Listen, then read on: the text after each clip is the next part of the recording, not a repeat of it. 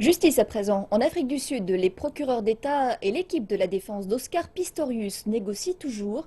Ils ont décidé de la date à laquelle l'athlète se rendra à la Cour pour renouveler sa demande de libération.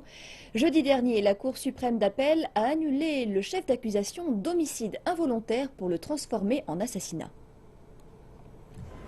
Le procureur d'État, Jerry Nell, et l'avocat à la défense, Barry Roux, ont mené des entretiens privés pour décider de la date à laquelle Pistorius renouvellera une demande de libération. L'application de cette demande aura très certainement lieu en début de semaine.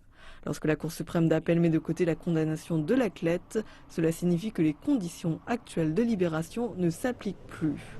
Oscar Pistorius devra demander une libération qui restera effective jusqu'à la conclusion de la condamnation. Les experts juridiques pensent que c'est la première fois qu'il existe un cas pareil.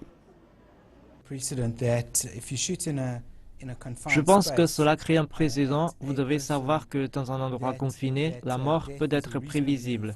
Non seulement raisonnablement prévisible, mais dans l'esprit subjectif d'une personne qui ouvre le feu, cela est prévisible. Je pense que cela crée un précédent. Dans le cas où vous ne pouvez pas voir la menace, vous devez penser à deux fois avant d'ouvrir le feu.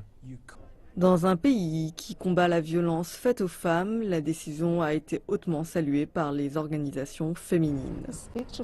Il s'agit d'une victoire pour les femmes, une victoire pour la famille Steenkamp. Et cela dit que l'homme doit se réveiller, que beaucoup de choses sont à faire. Le peuple a vu la loi. La mère de Riva Steenkamp, June, dit que le verdict d'homicide est un signe de respect pour sa fille.